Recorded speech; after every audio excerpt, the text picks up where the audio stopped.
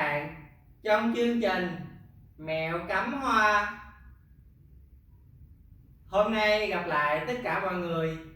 Bi xin hướng dẫn các bạn kỹ thuật thả rơi một bình cúc vàng để trưng bàn thờ vào ngày rằm hoặc là ngày 30 hàng tháng nha các bạn. Có lẽ không ít lần chúng ta cũng thường hay thả rơi hoa vào bình để cúng ông bà tổ tiên hoặc là trưng ở bàn thờ vào những dịp rằm và cuối tháng.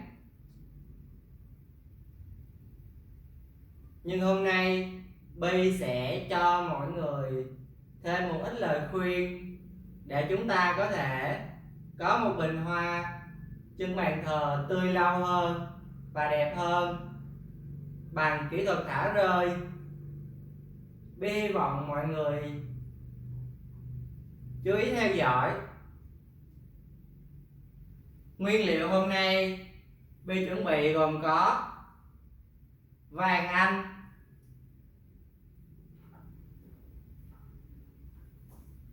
và cúc lưới vàng nha các bạn. Đây là những loại hoa phổ thông rất là phổ biến, được mọi người trưng ở nhà rất là nhiều, và có lẽ đây là những loại hoa không còn xa lạ với tất cả chúng ta. Đối với những bạn đã xem clip của Bi nhiều thì có lẽ các bạn sẽ biết được kỹ thuật bó hoa chéo gốc, và hôm nay Bi áp dụng kỹ thuật đó vào việc thả bình hoa nha các bạn. Bi sẽ dùng vàng Anh này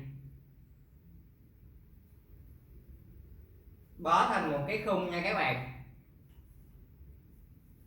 Vàng Anh vừa làm khung mà cũng làm hoa phụ để nâng cho những cành cúc đẹp hơn, cố định những cành cúc không bị dịch chuyển khi chúng ta bưng lên bưng xuống để thay nước, hoặc là khi chúng ta di chuyển, những cành cúc nó sẽ giữ nguyên vị trí và mặt hoa nó sẽ không bị xê dịch nha các bạn.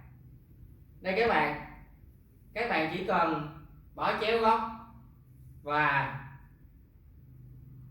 tạo thành một cái form hoa như thế này. Sau đó các bạn đo chiều dài so với bình từ đáy cho tới miệng bình, và từ miệng bình cho lên đến mặt hoa nha các bạn. Và luôn luôn nhớ, với mỗi cành hoa chúng ta phải cắt chéo gốc để hoa nó có thể hút nước mạnh và tươi lâu, nở đều nha các bạn. Sau đó các bạn thả tự nhiên vào bình. Đây các bạn. Và thao tác đơn giản, các bạn đã có một khung hoa hoàn chỉnh. Bước tiếp theo, Bi sẽ xác định mặt chính của bình hoa,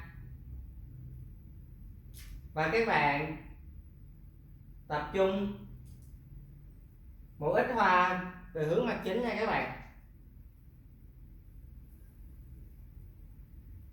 Vì khi trưng lên bàn thờ đó các bạn, chúng ta sẽ nhìn hướng trực diện, cảm giác cái bàn thờ nó sẽ nhiều hoa hơn và ấm áp hơn nha các bạn. Và luôn luôn nhớ một điều,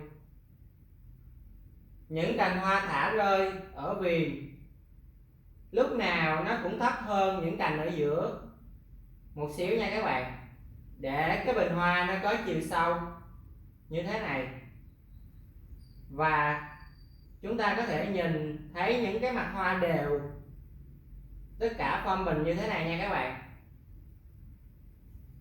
Đó là một mẹo nhỏ các bạn có thể áp dụng. Đây các bạn, từ mặt hoa này lên mặt hoa này nó có một độ cao thấp chênh lệch, và Bi lần lượt thả tự nhiên những cành cúc tiếp theo nha các bạn.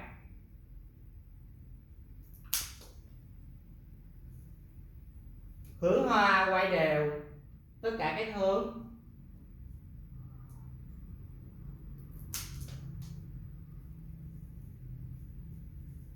các bạn yên tâm, khi chúng ta đã có những hoa khung như thế này, những cành cúc nó sẽ nằm rất là cố định nha các bạn.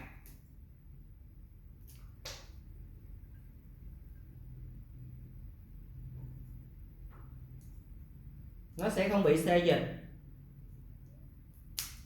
Và thả rơi như thế này thì rất là dễ để chúng ta thay nước, và hoa nó sẽ tươi lâu.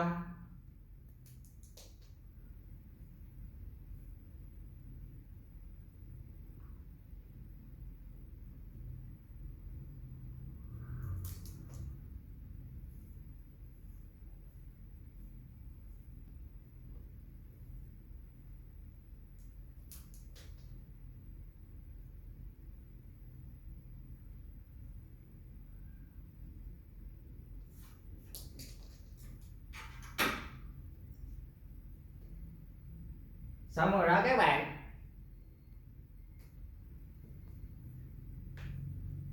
Đây là mặt chính của bình hoa.